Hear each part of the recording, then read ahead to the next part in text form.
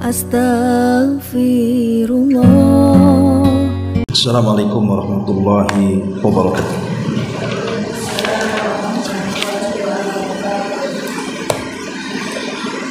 Alhamdulillah wassalatu wassalamu ala Rasulillah wa ala alihi wa sahbihi wa mawalah wa la hawla wa la quwata illa billahi wa ba'd. Kita lanjutkan kembali kajian Kitab Umdatul Ahkam dan kita masuk pada hadis ke-45. Kita baca hadisnya.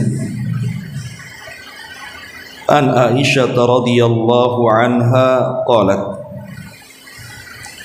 kuntu aghtasilu ana wa Rasulullah sallallahu alaihi wasallam min ina'in wahidin kilana junub. Dari Aisyah radhiyallahu anha, dia mengatakan, aku pernah mandi bersama Rasulullah di satu bejana, padahal kami berdua sedang junub. Kemudian dalam riwayat yang lain, wa kana ya'muruni fa'attaziru fayubashiruni wa ana haid.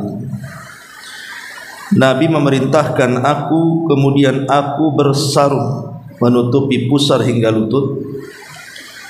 Nabi lalu mencumbuiku sementara aku sedang haid. Dalam riwayat, wa kana yukhriju ra'sahu ilayya wa huwa mu'takifun fa aghsiluhu wa ana haid. Nabi juga pernah mengeluarkan kepalanya kepada aku ketika beliau sedang i'tikaf, lantas membersihkannya sementara aku sedang haid.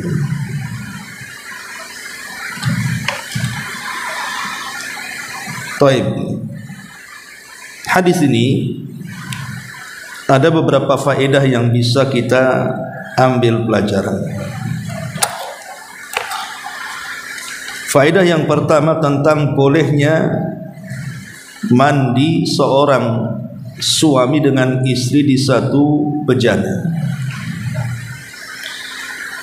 Dan ini hukumnya sangat dianjurkan bagi pasangan suami istri untuk mandi bersama. Ini yang pertama. Kemudian yang kedua, bolehnya seseorang melakukan sesuatu dengan istrinya saat sedang haid selama tidak berkenaan dengan farjinya atau kemaluannya. Jadi kalau hanya sekedar mencium, merangkul dan yang semacamnya, maka tidak mengapa dalam Islam. Dan ini menyelisihi keyakinan orang Yahudi. Karena orang Yahudi itu kalau istri sedang haid maka tidak boleh untuk tidur bersama, apalagi mandi bersama. Kemudian yang ketiga, disunahkan bagi seorang wanita untuk bersarung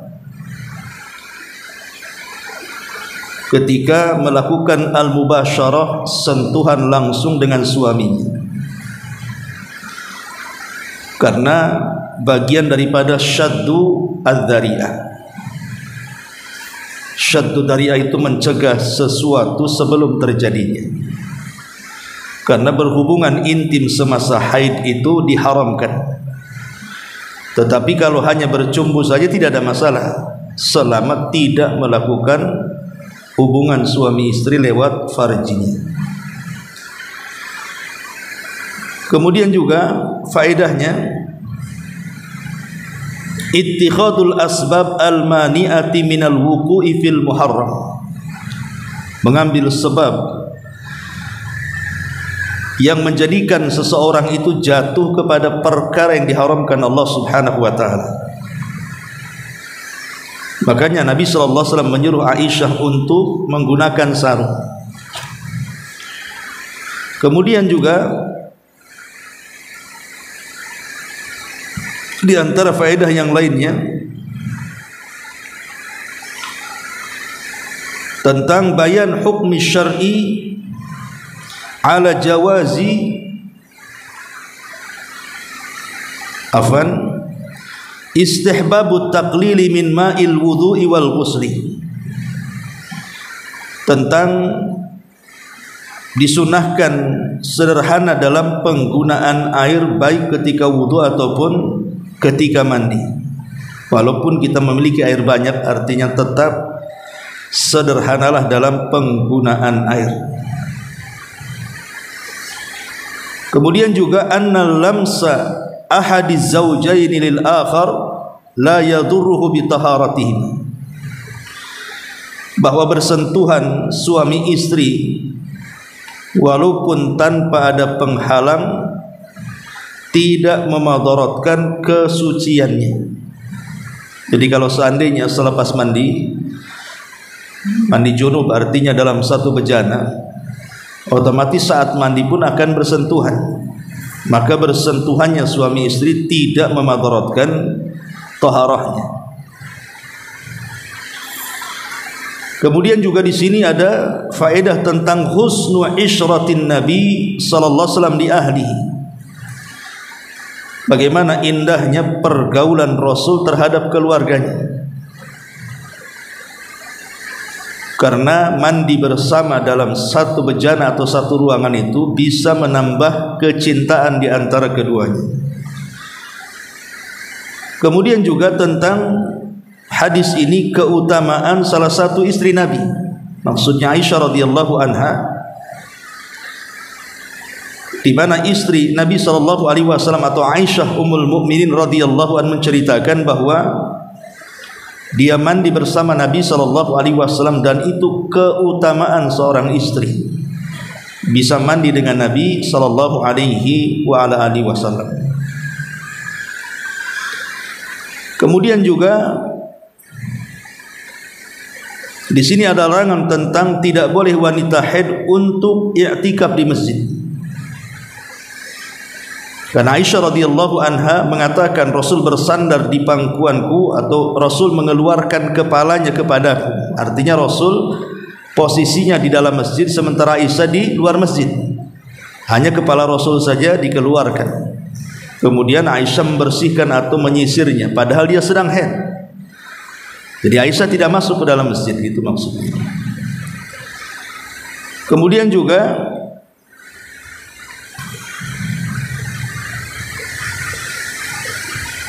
di antara faedahnya di sini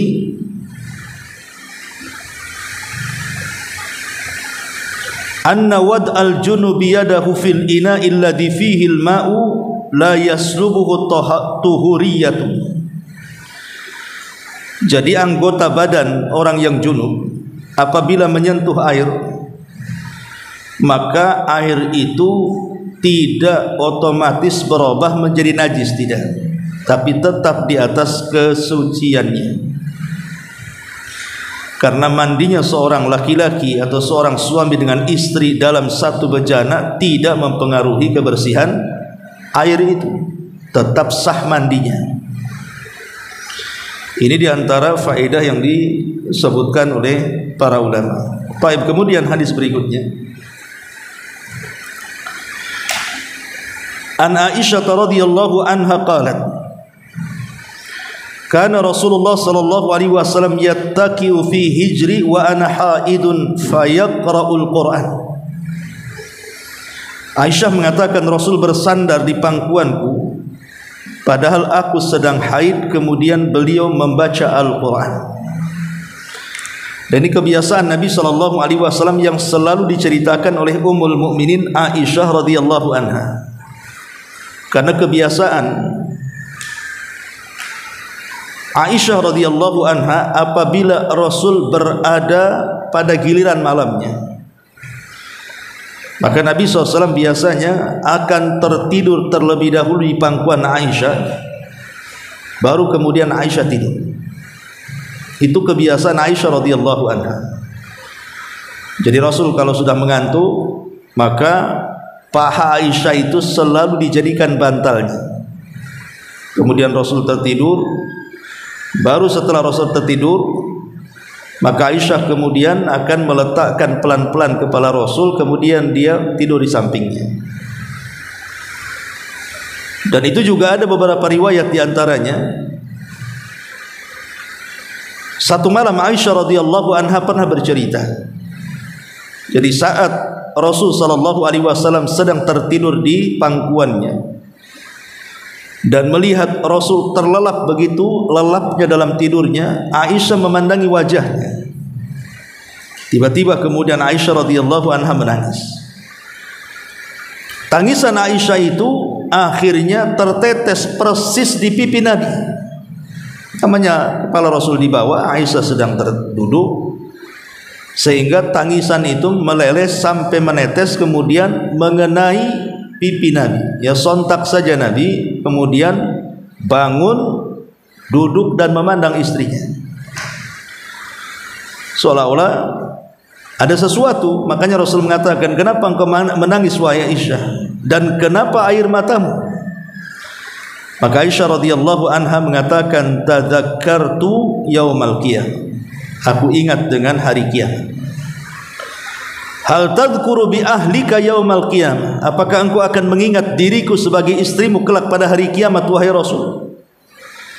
Maka Nabi SAW mengatakan, amma fi thalathati mawatin fala yadhkuru ahadun ahada. Adapun di 3 tempat wahai Aisyah, manusia itu tidak mungkin ingat siapapun kecuali dirinya sendiri. Kemudian Rasul menyebutkan 3 tempat itu. Pertama, saat berada di titian Siratal Mustaqim, manusia tidak akan ingat siapapun kecuali dirinya saja. Yang diingatnya dia selamat atau tidak. Kemudian yang kedua, saat di penimbangan amal, manusia tidak akan ingat siapapun kecuali dirinya sendiri, karena dia tidak tahu apakah dia lebih berat amal baiknya ataukah lebih berat amal buruknya. Kemudian yang ketiga, saat suhuf diterbang-terbangkan, ketika itu tidak ada siapapun yang ingat kecuali dirinya, sampai dia mengetahui apakah tangan kanannya mampu meraih catatannya ataukah tangan kirinya. Tapi syahidnya di sini apa? Nabi SAW tertidur di pangkuan Aisyah. Nah, di sini juga diceritakan bahwa Aisyah radhiyallahu anha mengatakan, kana Rasulullah sallallahu alaihi wasallam yattaqiu fi hijri wa ana haidun fayaqra'ul Qur'an. Rasul bersandar di pangkuanku padahal aku sedang haid, kemudian beliau membaca Al-Qur'an. Di sini ada faedah yang pertama, bolehnya seorang laki-laki menyandarkan kepalanya di paha istrinya atau sebaliknya. Kemudian yang kedua, husnu khuluqin Nabi sallallahu alaihi wasallam wa muasyaratihi li ahli. Indahnya akhlak Nabi sallallahu alaihi wasallam di dalam mempergauli keluarganya. Bagaimana Nabi SAW mencontohkan kedekatan seorang suami kepada istri, begitu juga seorang istri kepada suami. Kemudian yang ketiga, jawazu qiraatil Quran fi hijril haid li'annaha tahiratul badani wathiyab. Boleh orang itu membaca Quran di pangkuan wanita yang sedang haid, karena badan atau baju wanita yang haid itu tidak najis. Makanya Nabi SAW membaca Quran sementara kepalanya berada di paha Aisyah, menunjukkan bahwa boleh orang membaca Quran. Pemain suami sedang membaca Quran sementara ibu sedang haid dan berada di pangkuan ibu, itu tidak ada masalah. Dan ini juga menunjukkan dalil tentang sucinya jasad wanita haid dan apa yang dipakainya. Kemudian juga kedekatan seseorang kepada istrinya yang sedang haid tidak mencegah untuk melakukan zikir. Jadi kedekatan seorang suami kepada istrinya yang sedang haid tidak mencegah untuk berzikir atau membaca Al-Quran, karena Rasul membaca Quran justru berada di pangkuan Nabi. Dan boleh juga seorang wanita haid mendengarkan bacaan Al-Quran. Jadi wanita haid boleh mendengarkan bacaan Quran, karena Aisyah mendengarkan bacaan Rasul yang sedang membaca Quran di pangkuannya sementara dia sedang haid.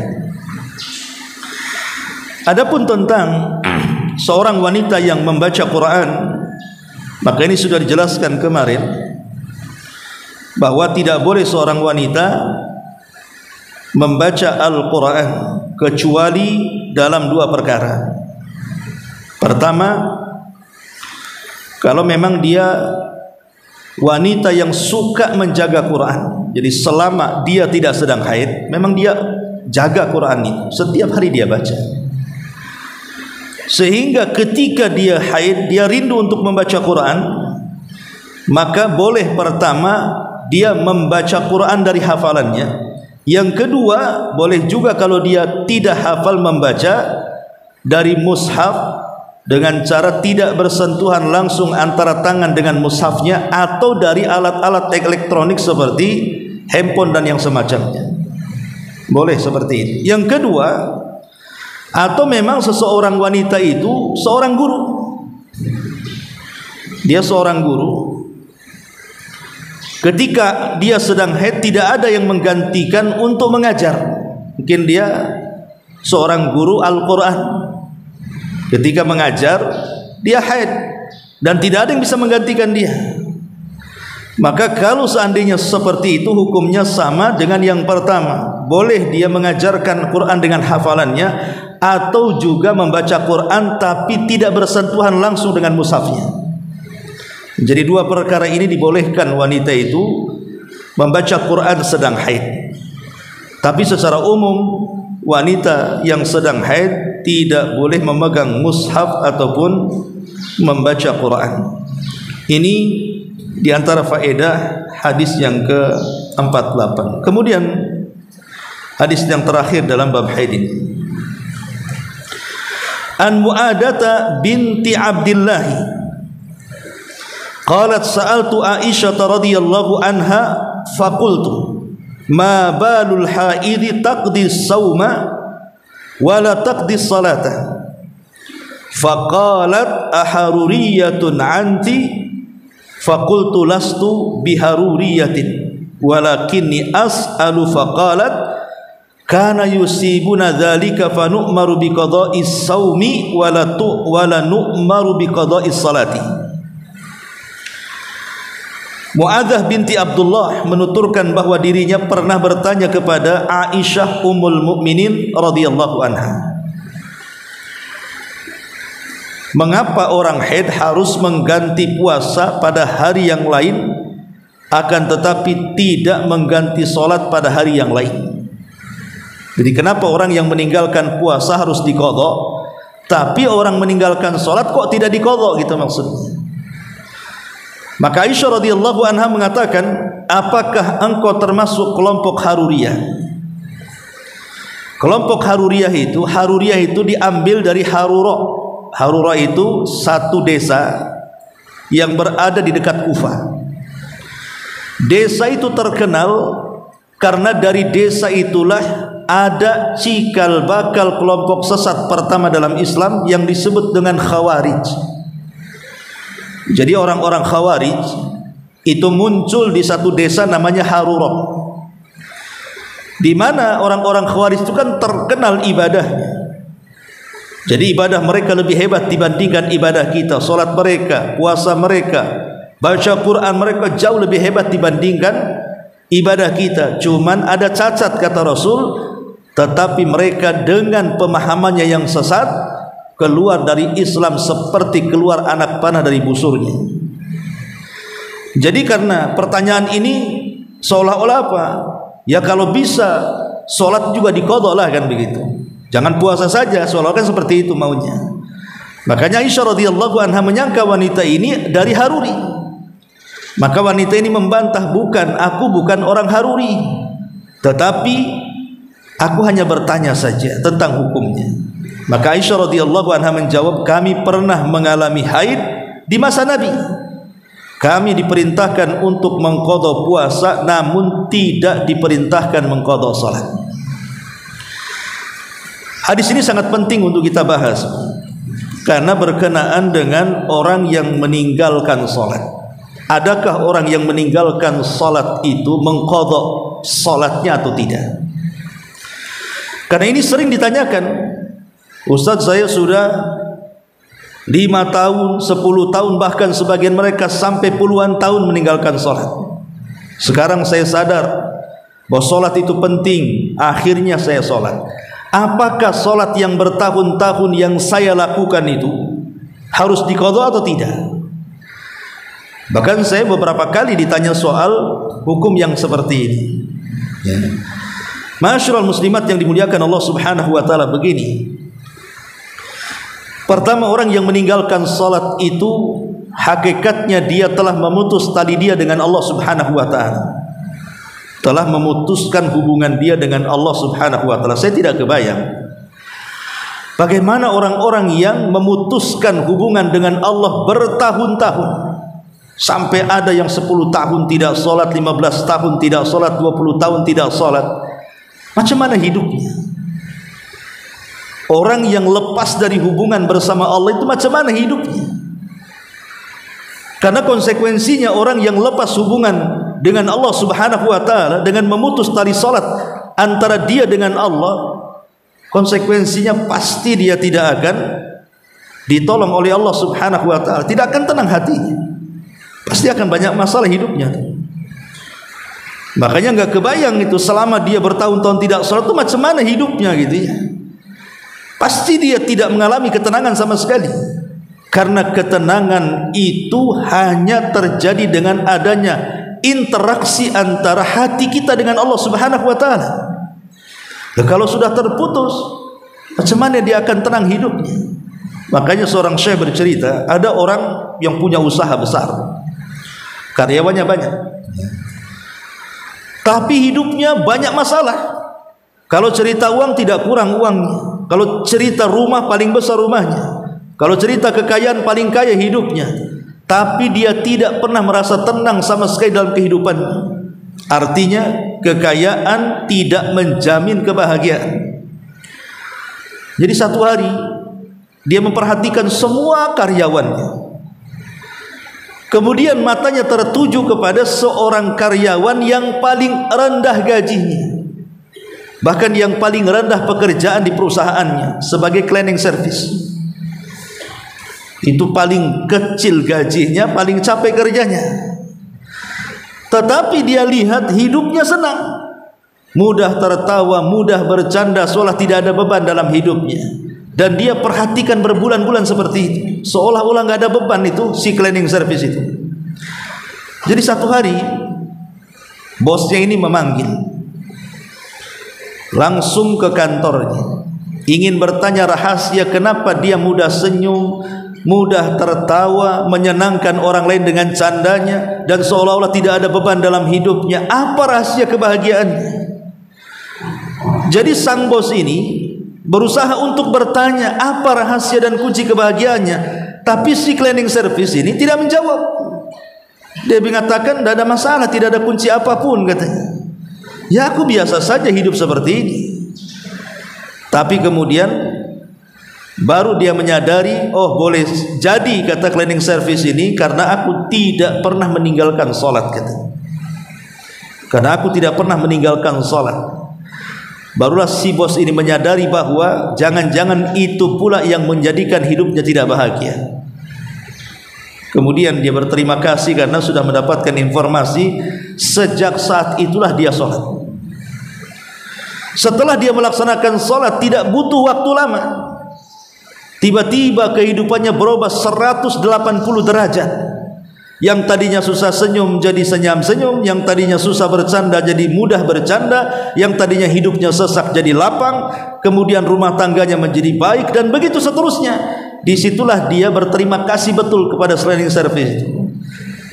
Sebenarnya kalau dia paham bahwa perintah salat itu sudah sejak dulu dianjurkan oleh Allah, oleh Nabi sallallahu alaihi wasallam kepada umatnya, karena itu bentuk hubung kait kita dengan Allah Subhanahu wa taala. Makanya saya katakan saya enggak kebayang tuh orang-orang yang meninggalkan salat bertahun-tahun itu. Berarti akan banyak masalah dan kehidupannya itu.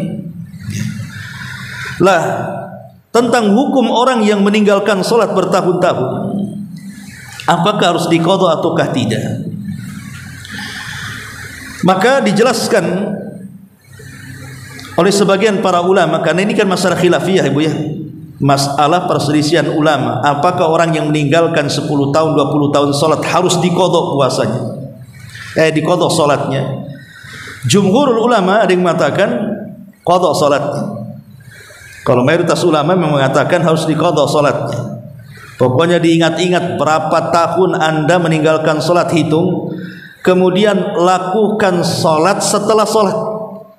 Pamannya zuhur, setelah salat zuhur salat lagi zuhur untuk mengqadha zuhur yang sebelumnya. Setiap hari lakukan seperti itu sampai betul-betul habis apa yang ia tinggalkan dari salat. Kalau tidak hafal berapa jumlahnya ya dikira-kira saja. Tapi pendapat yang kedua, kata Imam Ibnu Hazm, dan ini juga mazhab Hambali, mengatakan tidak wajib diqadha, dan ini pendapat yang kuat. Orang yang meninggalkan salat bertahun-tahun maka tidak ada kewajiban qadha. Adamu wujubil qadha, tidak wajib mengqadha salat yang ditinggalkan bertahun-tahun. Kenapa demikian? Tentu ada alasannya para ulama ketika mengatakan seperti itu. Karena Allah Subhanahu wa taala mengatakan, "Innas salata 'alal mu'minina kitaban mauquta." Karena salat bagi orang-orang yang beriman itu sudah ditentukan waktunya. Ya, zuhur jam sekian, asar jam sekian, maghrib jam sekian, isya jam sekian, subuh jam sekian. Kalau orang yang salat zuhur di luar waktu saja tidak sah. Tidak sah.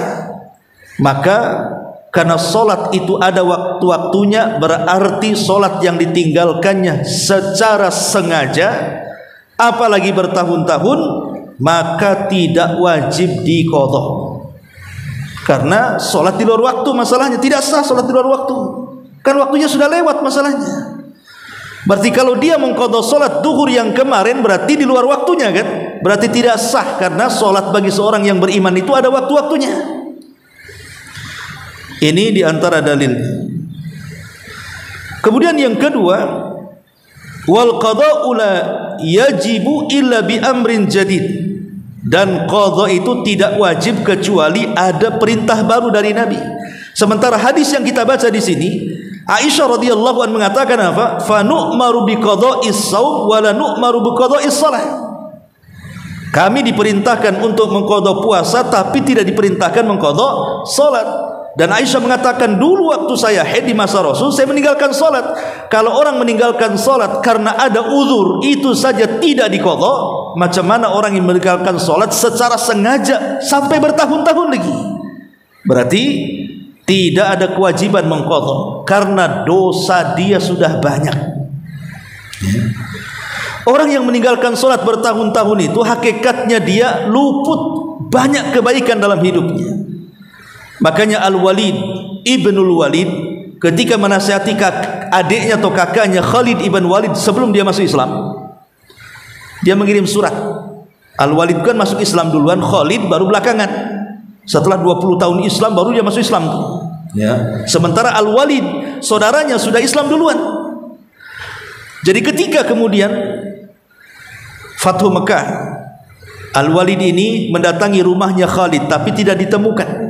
Maka dia mengirim surat yang isi suratnya salah satunya perkataan beliau, engkau wahai Khalid dengan tidaknya masuk Islam seperti aku, maka telah hilang kebaikan yang banyak untukmu. Maka sama kita katakan, orang yang bertahun-tahun meninggalkan salat berarti Anda meninggalkan kebaikan yang banyak yang luput pada kehidupan Anda ini.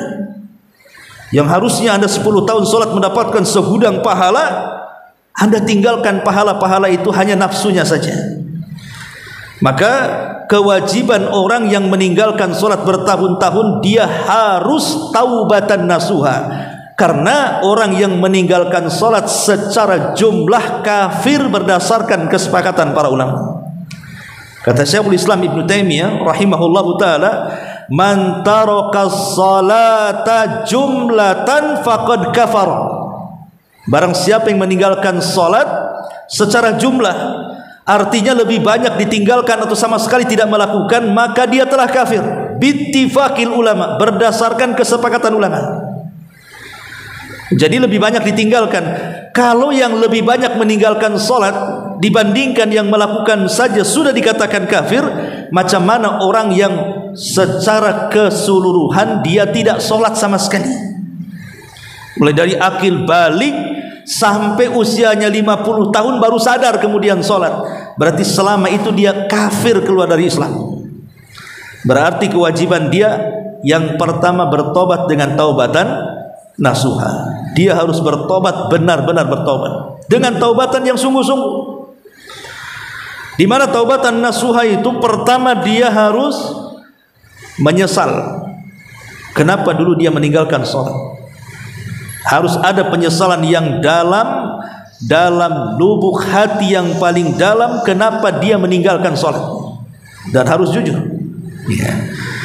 Kemudian yang kedua, setelah dia menyesal, maka berazam.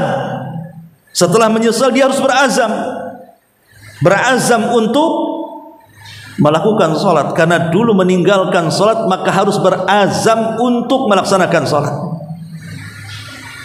Kemudian yang ketiga, dia harus meninggalkan betul-betul kemaksiatannya. Kemudian berpaling menuju Allah kembali dan menyerahkan kehidupannya kepada Allah Subhanahu wa taala dengan memperbanyak ibadah-ibadah sunnah yang semisalnya. Kalau dulu banyak meninggalkan puasa, berarti maksudnya Ramadan, berarti setelah taubat banyaklah puasa-puasa sunnah yang lainnya. Kalau dulu tidak pernah membayar zakat, sekarang tobat ingin bayar zakat, maka perbanyak sedekah dalam hidupnya. Lah kalau dulu banyak meninggalkan sholat 5 waktu, setelah bertobat selain sholat 5 waktu perbanyak sholat sunnah, gitu maksudnya. Perbanyak sholat sunnah. Kalau kita dulu-dulunya meninggalkan sholat wajib, memang tidak diqadha karena Islam agama mudah. Tapi karena dia sudah luput kebaikan yang banyak, maka kebaikan yang banyak ini kalau bisa kita raih kembali dengan memperbanyak sholat sunnah.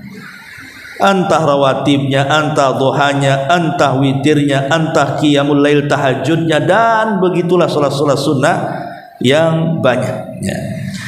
Ma'asyiral muslimat yang dimuliakan Allah Subhanahu wa taala, orang yang meninggalkan sholat itu kan macam-macam Ibu ya gambarannya ya.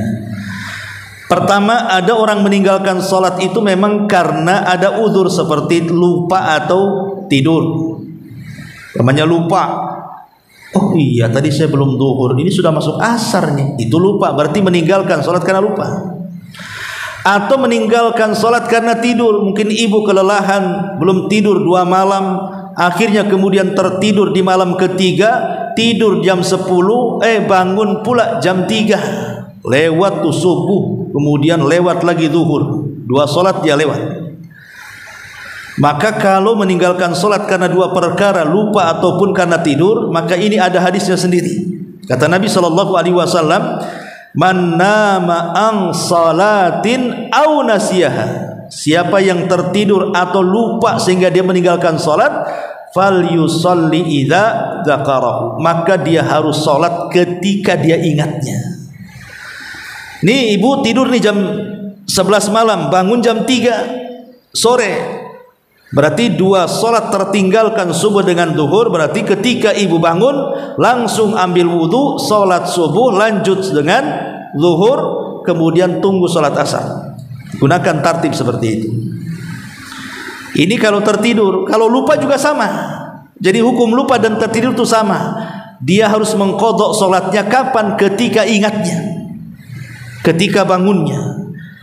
Maka ini sebenarnya bukan qadha. Sebagian ulama mengatakan memang itu waktunya, karena kan dia tertidur atau lupa, berarti waktunya saat ingatnya itu juga bukan qadha katanya, tapi dia mengatakan itu qadha ya. Kemudian yang kedua, orang yang pingsan. Umpamanya ada orang di rumah sakit ya kan, koma ya, sampai berminggu-minggu orang koma tuh. Namanya orang koma kan nggak tahu menau. Disangka mau mati, tahu hidup lagi. Setelah ditanya berapa hari saya terbaring di rumah sakit, kata keluarganya, kok sudah sebulan tuh koma tuh. Lah selama sebulan kan dia meninggalkan sholat tuh. Apakah orang yang mughma alaihi, orang yang pingsan itu harus melakukan qadha salatnya ataukah tidak mengqadha salatnya? Al-Imam Ibnu Utsaimin rahimahullahu taala ketika dia menjelaskan tentang masalah ini, dia mengatakan fa idza ughmiya alaihi waqtan aw waqtaini wajaba alaihi al-qadha. Kalau memang pingsannya hanya meninggalkan satu waktu solat atau dua waktu solat, maka wajib bagi dia qadha. Karena ada asar dari kalangan para sahabat Nabi SAW seperti yang terjadi kepada Ammar ibn Yasir. Ya. Dia mengatakan, dan ini masyhur pendapat mazhab Imam Ahmad. Tetapi kalau seandainya lebih daripada satu waktu atau dua waktu, maka tidak wajib qadha. Dan ini kebanyakan para ulama juga mengatakan ada mujubil qadha ala mughma alaihi, tidak ada kewajiban qadha bagi yang pingsan. Bagi yang pingsan. Tapi Abu Hanifah mengatakan dibatasi, kalau pingsannya 5 waktu sholat maka qadha, tapi kalau lebih daripada waktu 5 kali sholat maka tidak wajib qadha. Itu pendapat Abu Hanifah. Ya. Ma'asyiral muslimat yang dimuliakan Allah Subhanahu wa taala. Tetapi sebagian para ulama mengatakan fa idza nadharna wajadna anna rajih qaula may yaqul la yaqdi mutlaqan lianna qiyasahu 'ala an-na'im laysa bis-sahih fa an-na'im yastayqid idza uqidha wa ammal mughma 'alaihi fa innahu la yashur. Tapi pendapat yang kuat, tidak ada kewajiban qadha secara mutlak dan tidak bisa dikiaskan dengan orang tidur. Kalau orang tidur kan harus diqadha, bangun sholat. Kalau orang pingsan itu tidak bisa dikiaskan dengan tidur. Kenapa? Karena beda orang tidur dengan orang pingsan. Orang tidur dibangunkan, bangun dia. Orang pingsan dibangunkan, mana bangun, namanya pingsan. Nah, karena perbedaan hukum itulah maka orang yang seandainya koma di rumah sakit berbulan-bulan kemudian sadar, tidak wajib mengqadha salatnya, karena memang ada uzur, dia sedang pingsan. Ya. Ma'asyiral muslimat yang dimuliakan Allah Subhanahu wa taala, yang jelas bahwa jangan sampai seseorang itu meninggalkan salat. Karena meninggalkan salat itu ancamannya berat. Dia telah melakukan dosa yang jauh lebih besar dibandingkan dosa zina, dosa minum khamr, dosa membunuh dan dosa-dosa besar yang lainnya. Kenapa? Karena ada kaidah para ulama, tarkul wajib asyad min irtikabil muharramat.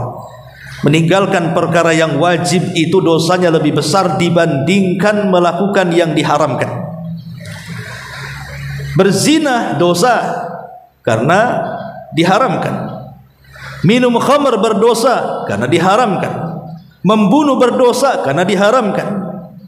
Tapi meninggalkan yang wajib lebih besar dosanya.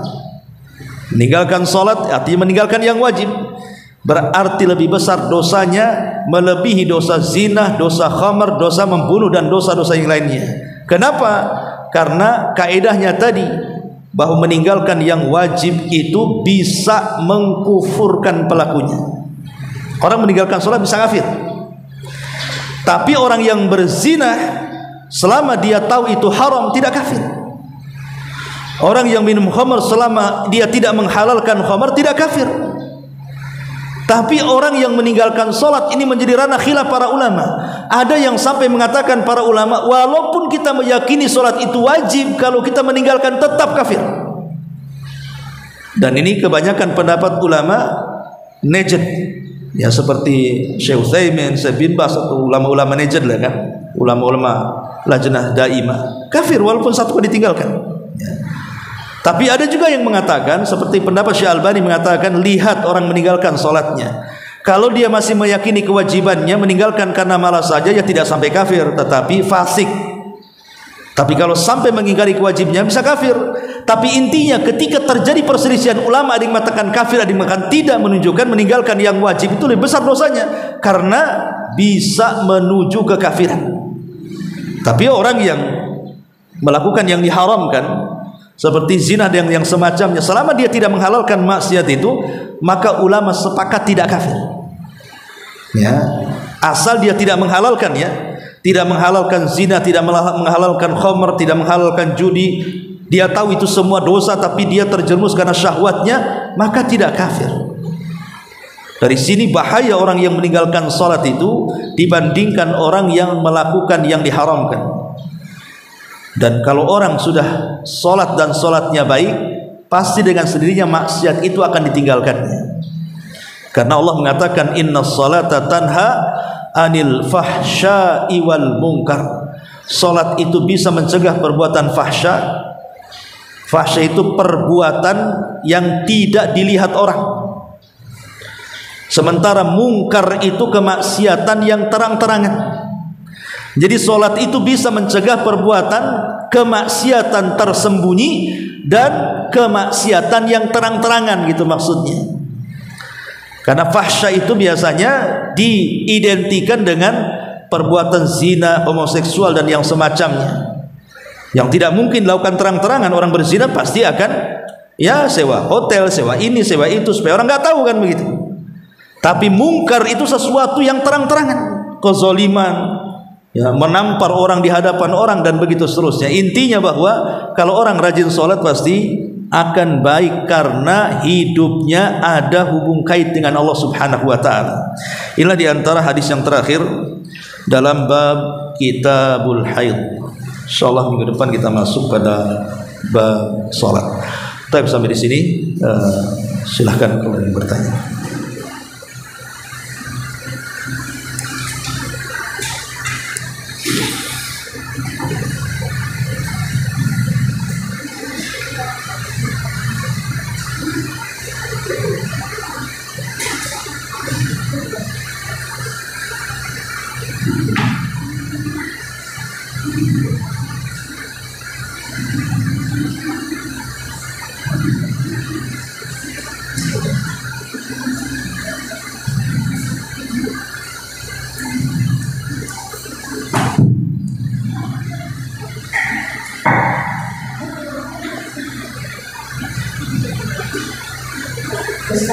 Ya. Kalau sholat akhir masjid itu dilakukan apakah ketika masuk langsung sholat atau apabila kita duduk terus sholat, apakah itu perbolehkan? Iya, pertama sholat tahiyatul masjid. Penamaan tahiyatul masjid itu bukan penamaan Nabi, itu penamaan ulama. Karena tidak ada hadisnya nama tahiyatul masjid tercantum dalam hadis. Cuman Rasul mengatakan kalau engkau masuk masjid sholat 2 rakaat, hanya menyebutkan sholat 2 rakaat, kan? Berarti sholat apapun yang sifatnya 2 rakaat maka dia telah tahiyatul masjid. Ya. Kemudian yang kedua, kalau dia lupa terduduk kemudian ingat belum sunnah tahiyatul masjid, apakah boleh berdiri? Boleh, tidak ada masalah. Hatta walaupun secara sengaja dia duduk, ngobrol dulu, kemudian masih ada waktu, dia sholat nggak apa-apa, karena ada hadisnya ketika Rasul sedang berkhutbah, ada sahabat yang duduk, kemudian Rasul mengatakan kamu sudah sholat? Belum sholat. Ini dia bangkit lagi tuh. Ya. Jadi boleh seseorang tahiyatul masjid setelah dia duduk. Wallahu a'lam.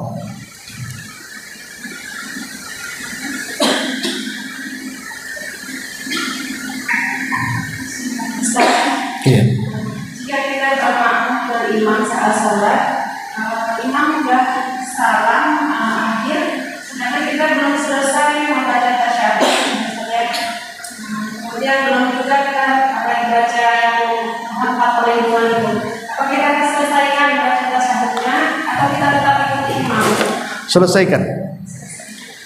Karena itu sebuah kewajiban. Selesaikan karena itu sebuah kewajiban. Karena setelah imam salam tidak ada rukun lain. Yang tidak boleh itu kalau melewati 2 rukun. Melewati 2 rukun tuh umpamanya karena imamnya tergesa-gesa, ada yang cepat sekali kan gitu ya. Kita ini Fatihah belum selesai, kok sudah ruku? Ya sudah ikut ruku. Sebab kalau kita selesaikan Fatihahnya, kemudian dia ruku, kemudian selesai Fatihah dia sudah i'tidal, berarti 2 rukun terlewati itu. Batal sholatnya kita jadinya kan. Tapi kalau tasyahud akhir imam salam kan sudah tidak ada lagi rukun lagi. Ya salam terakhir, selesaikan semuanya. Ya kalau bisa selesaikan yang sunnah juga, ada 4 perlindungan kita baca juga di situ, kemudian salam. Tidak ada masalah, agak lama sedikit. Tapi kalau imam paham biasanya dia akan lama kan gitu, karena tasyahud akhir itu banyak bacaan yang dibaca. Ya, wallahu a'lam. Jadi maksudnya kalau kita belum selesai Al-Fatihah itu ikut ruku, Ustaz? Iya, kalau kita tahu imam, umpamanya kan yang sifatnya rukun ya, seperti zuhur yang tidak bunyi kan rukun bacanya, karena semua orang baca, baik makmum atau imam. Zuhur, asar yang tidak dibunyikan itu rukun, siapapun harus baca. Lain kalau dikeraskan itu menjadi khilaf gitu. Jadi kalau kita ini kok imamnya cepat nih, ya sudah ruku saja. Apakah dapat 1 rakaat? Iya, dapat 1 rakaat, karena rakaat itu dilihat dari rukunya. Man adraka ruku'an faqad adraka raka'atan. Siapa yang mendapat rukunya imam berarti mendapatkan 1 rakaat. Tapi kalau tahu imam ini kebiasaan saya sholat di belakangnya memang agak panjang rukunya umpamanya, dan saya bisa menyelesaikan Fatihah, selesaikan. Ya, karena kalau saya nyusul ruku pun dia masih tetap ruku, masih dapatlah rukunya. Jangan sampai lewat 2 rukun. Ruku dan i'tidal itu kan 2 rukun namanya. Kalau kita sampai lewat 2 rukun, umpamanya kita baca Fatihah, imam sudah ruku dan i'tidal, nggak sah sholat kita, karena terlewati 2 rukun namanya. Nanti akan sampai di pembahasannya ketika bahas masalah sholat. Wallahu a'lam. Satu lagi, Ustaz. Iya. Titipan pertanyaan mengenai puasa di hari ulang tahun anak. Apa itu ada sunnahnya, Ustaz? Puasa di hari ulang tahun anak. Puasa apa itu? Nggak tahu, Ustaz. Oh, nggak ada, baru dengar saya. Nggak ada, itu bid'ah itu ya, nggak ada syariat. Wallahu a'lam. Subhanaka wa bihamdika, asyhadu an la ilaha